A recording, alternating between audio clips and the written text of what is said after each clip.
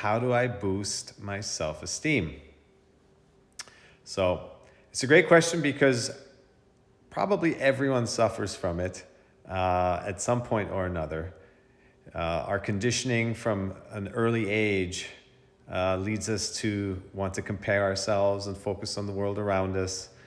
And so this lack builds up inside of us. So low self-esteem is a sign of lack, feeling like we're not enough, feeling like something is missing. And that's always a sign, that feeling of lack is always a sign that we're in our head. Because the head space is about comparing yourself to others. It's about looking around, what's everyone else doing? Why am I not experiencing that? Or is there something wrong with me that I want something different? This is all headspace chatter, but it's real because we're conditioned to look around and compare ourselves. And that's what the mind does. It wants to validate against what it sees. So therein lies the challenge, is that the mind is always looking at others and comparing yourself. And so you're caught in this reactive loop, and a sense of lack is almost inevitable because of this constant comparison to others. So really, the answer to developing greater self-esteem is not to try and fix yourself so much and coming from a place of there's something wrong with me, and what do I have to do so that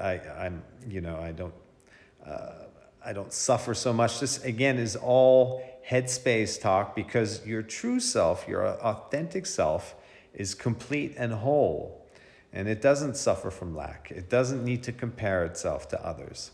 And so really the trick is to come out of the headspace. This is the solution for everything, is to come out of the headspace where all this chatter and noise and comparison lives, and to sink into your body. That's where you live. That's where we are, who we are, and our authentic self, underneath those layers of lack, of belief. It's a belief that we lack something. And these are just thought patterns that can be released fairly easily. Even the deepest ones can be released, and all we have to do is take the time to come out of that head, that busy, crazy head that has us in its grip, and sink into our body and listen to our inner voice, feel the peace that lives within us, and connect to that completeness, that wholeness, that this is me. Everyone else gets to be who they are. They can be whoever they want to be and should be. And that's a beautiful thing. So instead of comparing yourself from a place of lack and trying to be like others, when you're in your body and when you're connected to your true self, suddenly you want others to be who they are, because it feels so good, it feels so great, it feels so right. Because really that's our natural state of being in our body and feeling that authenticity of this is who I am. And all the good stuff flows from there. All the healing, the abundance, the feeling connected to others, not separate from others. Again, the headspace, the comparison leads you to feeling separate. And what are they doing? And all of that. It's not a happy place. The mind is good for certain things, but it's not good for being authentic and connecting to who you are. It's too analytical, and it's too much based on comparison. So you have to feel who you are, and that's the key word, is feelings. We have to connect to our feelings and stay connected to them, and because that's our inner voice, that's our inner wisdom that then lets us know if a situation that we're encountering is in alignment with who we are or not. The mind can go one way or another. One moment it thinks one thing, the next moment it can justify another. It can justify anything. It's a roller coaster up there. But when you're in your body, you feel instantly. You don't need logical reasoning for that. You feel what's right for you, and it's irrevocable. It's solid. It's firm. You don't doubt it. There's a deep trust that comes from being you. So, how do you, ultimately the big question is, how do you come out of your head and to connect with your body? Well, there are simple exercises one can do, breathing techniques that I describe on my YouTube channel, on my website, in my book. There's other people who talk about this, of course. And you just have to take the time.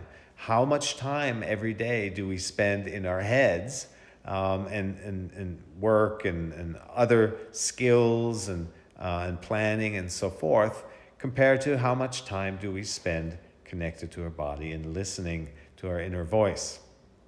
And ultimately, those are not separate activities. We should be bringing our connected self, our authentic self, to our everyday activities and let them guide us and create the framework from which we live life.